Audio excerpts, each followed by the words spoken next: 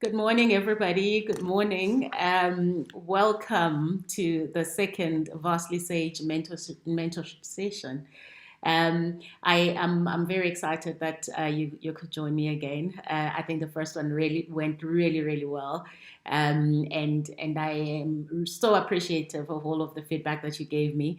It's always so heartwarming when I hear what a difference these sessions are making in people's lives. So thank you so much for joining in. Let's see how the second one goes. I got some really nice questions, some great meaty questions, in fact, and I'm going to take as much time as possible to address them, to answer them. And the beauty of all these sessions is that I get to really spend quite a lot of time on the topics without rushing on. So thank you so much, and feel free to drop your comments in the comment section. I appreciate it. I'm going to see them after this. And let me know if everything is okay. If you're struggling with something, just let me know, okay? So I say let's get on with it, shall we? So how am I? I guess is the question. I'm really good. I am really good, but I also think I'm one of those really annoying people who are always good.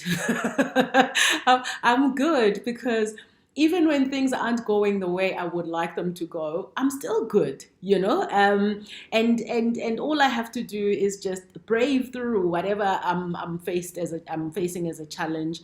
I mean, a lot of us who are running businesses, it's been an incredibly difficult time.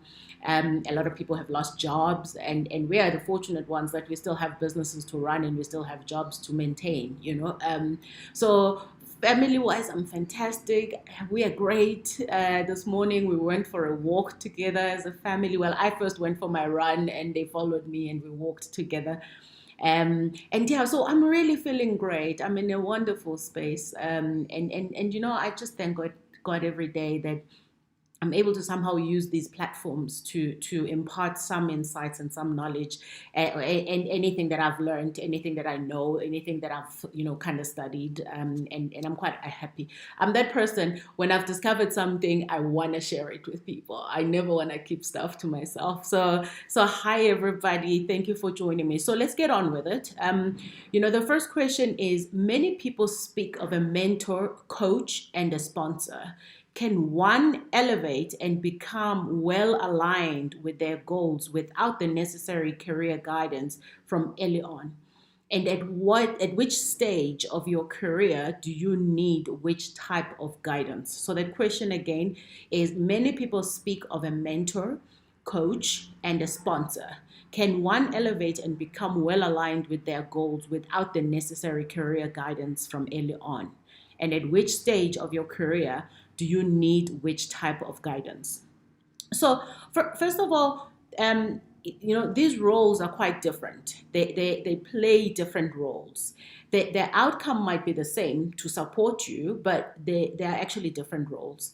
And the question is, which would be best suited for you right now? So whatever that need is that you have, is which would be best for you in that moment. And often people want all of those in one. I know a lot of people see me as I'm a mentor, but then they ask me questions that require coaching, and also I sponsor, people's careers and etc. And the I guess the aim is to try and differentiate. What do they each do, and at which points would you need them in your career? So that's what I'm going to unpack in quite a lot of detail, in fact, because this is one of those that a lot of people get to ask me about a lot, and I think it will also really make a big difference if you understand what the differences are. So I'm against the idea that you need any of them to thrive. First and foremost, I don't think that you need. So let me say that again. I don't believe that without these three, you are not going to thrive. you still have to carry on with your career. You still have to do your best. You still have to show up. You still have to be excellent at what you do. You still have to be competent. Still have to skill yourself up. So it's not I don't have a coach, I don't have a mentor, no one sponsors my career, therefore I'm not going to be successful. It's definitely not something I'll ever advocate for. But of course, they are great support, and you'll see how. So what they do help with is guidance. Okay, so they help you with guidance to help you move to that next, whatever your next is. They help prepare you for it. And it's very important though to kind of have a feeling and understanding of where you want to go with your career. And even if it's just like dreams, when you're just like, oh man, that's just such a pipe dream, let those pipe dreams be known. Talk about where you want to go. And actually, I'm starting to preempt myself. Let me slow myself down a bit. I'm very passionate about this particular topic. But yeah, they help prepare you for whatever your next is. But also, like a therapist, at some point you are gonna have to let go. At some point you are gonna have to be the one that continues making those decisions by yourself, those tough decisions, and navigating tough environments. And the truth is that they enable you with the tools that you need to be able to navigate going forward. So like a therapist, at some point you must let go and carry on independently. And they can end up like a crutch, and just that sense of comfort, like that comfortable blanket you always need, even when you no longer need it. So it's very important to have predefined goals and predefined time period, so that you can then apply what you have learned yourself. So a check-in, of course, every now and then after you've finished your business with them is absolutely necessary. Also, what I find with quite a lot of these roles is that people have you have access to them at any point where you are feeling lost. Some of them are just accessible by phone or a quick meeting, and etc. So a check-in afterwards as like a feedback point is quite good and quite important. But people must not be so dependent on coaches, on mentors, or even sponsors. I'm a big believer that you have everything inside of you that you need to thrive. So sometimes it just takes confidence, and that's what they help you build. So, by the way, these three are not mutually exclusive. So it doesn't mean you can't actually have all of them at the same time. You can, because they all play such a different role. You can work with all, you can work with and, you can work with also. It just depends on really where you are in your career. So they all essentially have the same goal. And that goal is to support you achieve your professional and personal goals. So who does what, right? So let's get on with who does what. A mentorship is a partnership between two people, between a mentor and a mentee, usually sharing common fields or common experiences or similar path, or have walked a similar path.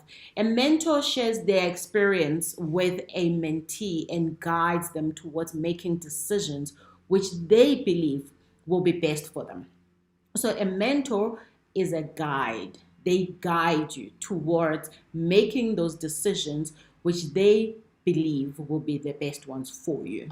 Having a mentor is a real privilege, I must say.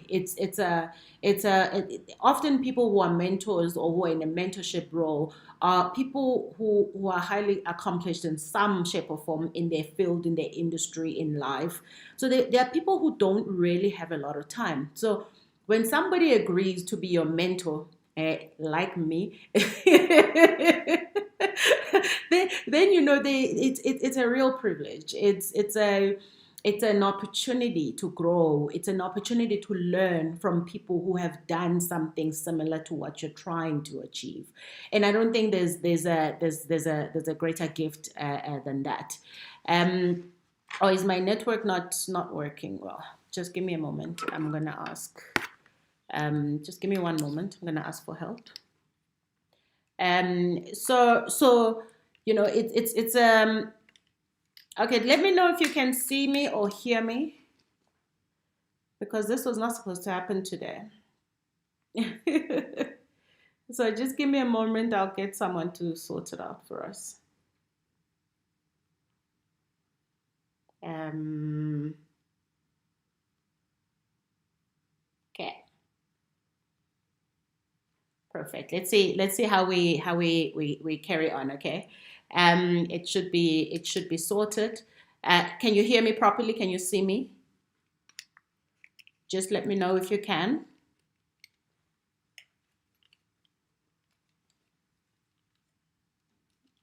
Can you see me? Can you hear me? Okay, let's see. Wave at me if you're there, guys.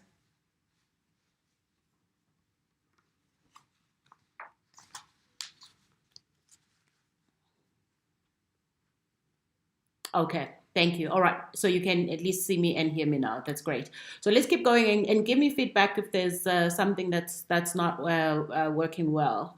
Um, we've got complete underground optic fiber, 100 megs, unlimited. So I'm always like, I don't understand why these things don't work when you need them to work. So anyway, sorry about that.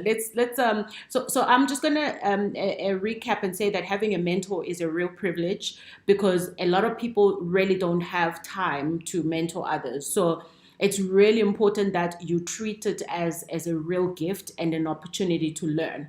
But in this partnership, so in a mentorship partnership, the mentee must drive the relationship. So the person being mentored is the one that drives the relationship. So you are in perfect control. You have to drive it. The mentor is not going to be chasing after you and asking you if you've done what you needed to do. It's your job to do that. And that's very important to understand. They help you navigate tough decisions.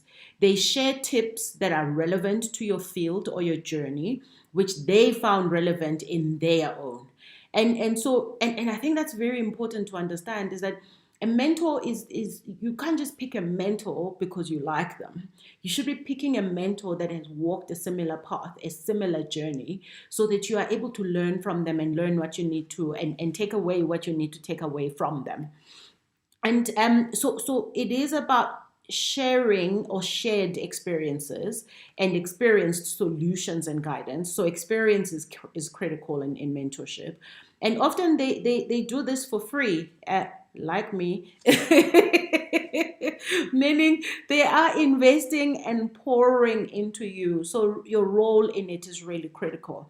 So I mean it's a privilege to be a mentor, but I think it's even more of a privilege to be a mentee because ordinarily people don't share their experiences. They don't tell you what their struggles have been. They struggle to share. So if you've got somebody that is really willing to impart some insights onto you and experiences, please grab it with both hands and never underestimate that opportunity.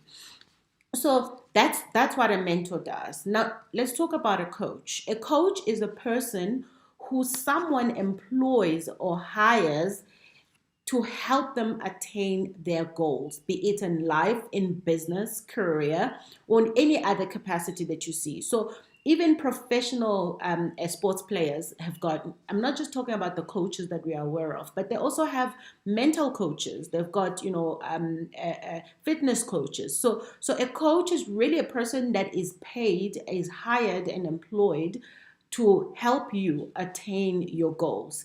And a coach helps an individual shift their perspective, improve their level of confidence, their skill, motivation, and even attitude. So they help you to achieve your best. They help you. It's all about performance. It's about how do you move from one level of performance to another and to the ultimate.